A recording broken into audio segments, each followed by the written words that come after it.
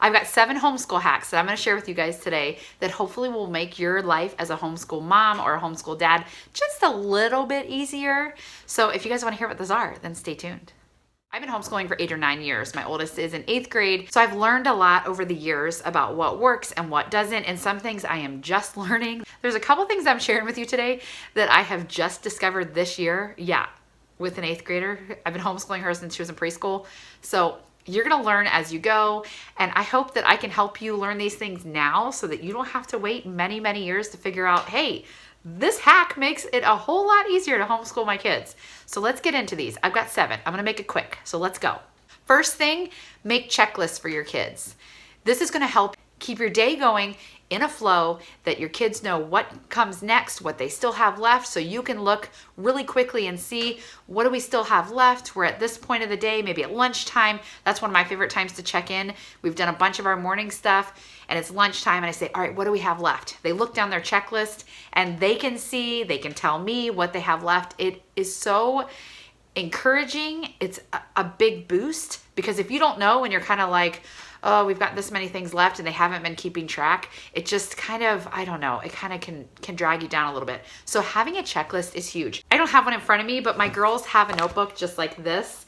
It's just like a dot journal notebook that we print out a checklist on this paper and they go through every day and they check what they have to do. And it just makes life so easy. I have a video where I went through exactly how I did it. So if you guys want to see how we do our checklist, then I'll link that above in case you want to see that. But really just make yourself a checklist. In Microsoft Excel, make sure that you have all the things your kids need to accomplish, including lunch. Put that on the list. My kids love, especially my younger ones, are like, being able to check anything off is great. So even lunch, let them check it off. Give it to them. So that's my first homeschool hack. My second homeschool hack, combine your kids when you can. If you have more than one kid, then see if there is a subject or 2 or 3 or 4 that you can actually combine them and teach them all together. There's multiple reasons for doing this. My first one would be if you're a mom that has, well, use me for example, I've got 4 kids. So if I have to teach history to my 1st grader and my 4th grader and my 6th grader and my 8th grader, that's a lot. That's a lot of reading. A lot of times, we did this a couple years ago where I had 3 different histories I was teaching. And even though the actual curriculum we were using was great, it was too much. It was a stretch for me and me being like, wait, what time period are we in? Wait, we have to read this. It was just too much for me to figure out and just keep it track. It makes life a lot easier for mom and you can just teach them together. And all you have to do is change up the assignments, add extra reading assignments for the big kids. It's really not hard to accommodate for younger versus older. You know, my son might listen in with history, but he's not going to have any of the writing assignments, where my oldest, she's going to listen in with history. She's going to have the writing assignments. And then I might assign an extra living book, or I might assign, a research paper or something like that. You can accommodate it however you want, but you can still combine the actual teaching part, and it is great, trust me. Another reason is just the bond you get with your kids. I feel like if they all did individual subjects and they were all in their own little world doing their own stuff, we just wouldn't have that bond that we get when we do like history together, when we do Bible together, when we do science together, and we're actually like learning stuff together. I love that. And you might not, and that's fine. But for me, that is a major homeschool hack. You're never going to regret spending time together. I don't regret any of the time that we have done things together. I haven't regretted it one bit. And I'm not sure what I'll do next year for high school, but the time leading up to this, the years that we have combined, I've loved it. So that is definitely a hack. If you can do it, combine your kids. On the flip side, homeschool hack number 3 is make sure your kids do have at least a couple independent subjects. If they need you for everything and you have multiple kids, it's going to be hard. We have used some curriculums where there's a lot of teacher intensive things.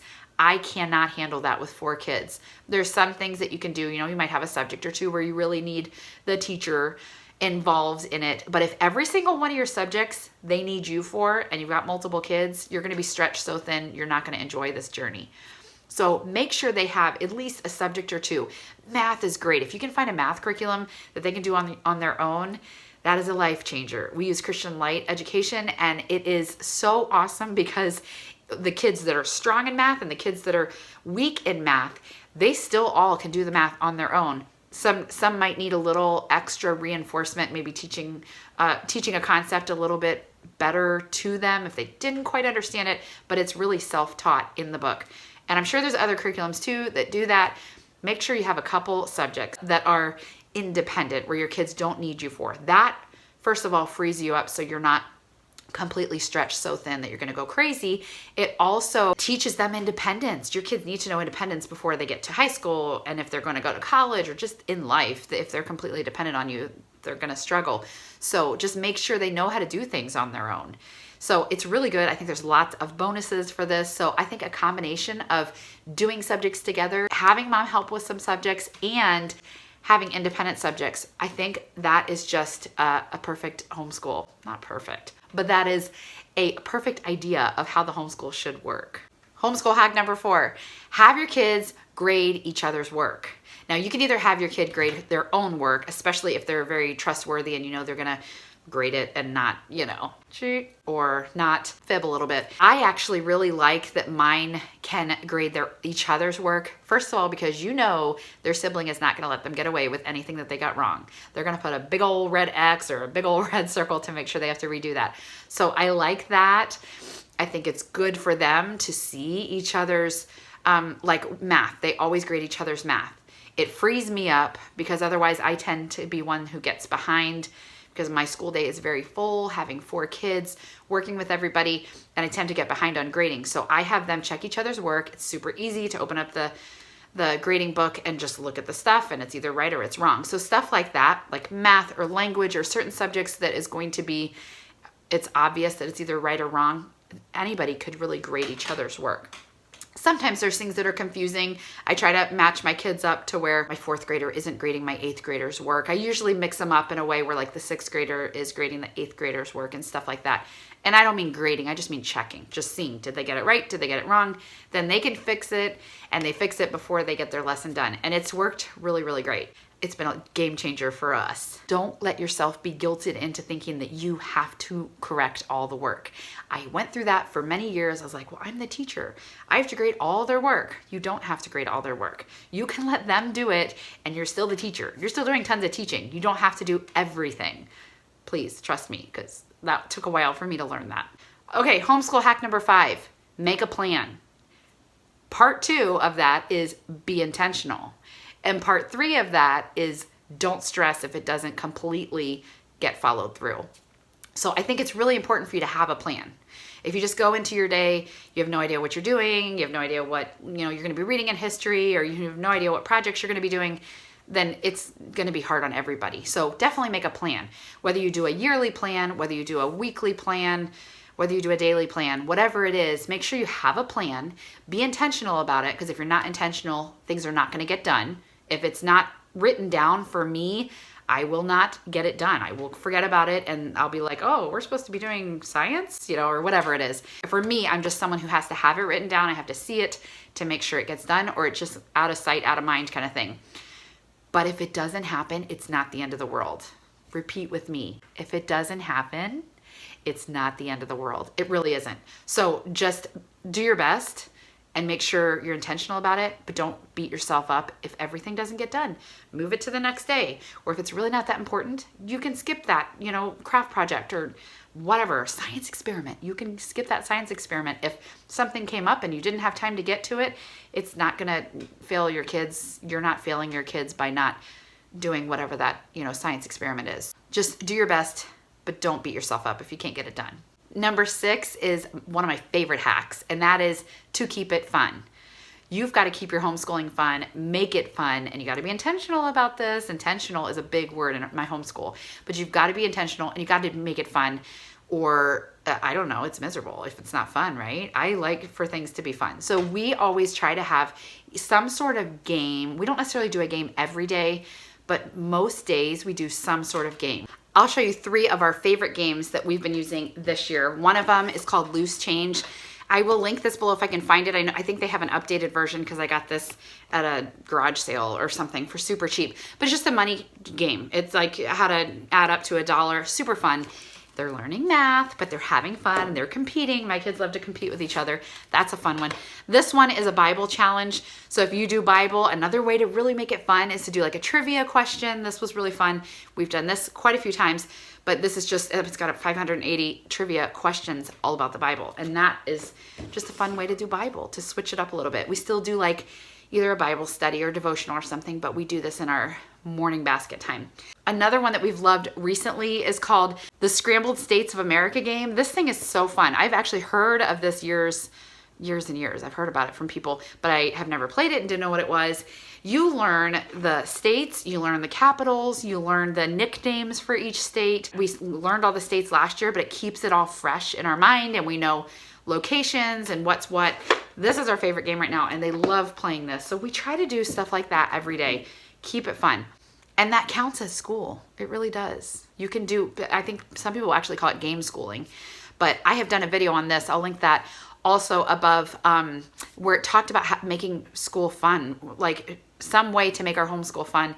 And I shared quite a few things about that. So check that out if you want some more ideas, but that's just one, is to include games. Also, don't skip out on art, music, those kind of fun things. I tended to be, over the years, someone who was like, we got to do math and we've got to do language and we've got to do history and we've got to do this, but we don't have time for art today, or we don't have time to do music today.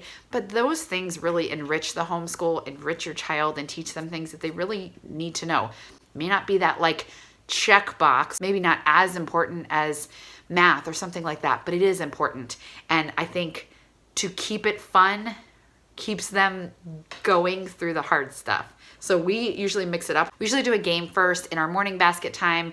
We've got a handful of different things that we have in there, and then we'll do like math or something like that. But it's gotten them into the fun aspect. So keep it fun. The next one, I just learned this year. My word. I wish I'd done this for years and I don't know why I didn't. I'm not the most organized person. I am in my head, I think. I don't follow through quite as much. Keep a portfolio from day one. Now, you might, whether you need to do a portfolio to turn in to your school district, like for us, we can either do a test at the end of the year or we can turn in a portfolio for a teacher to review. And that is what we've done. We've always done a portfolio, but you know what I do?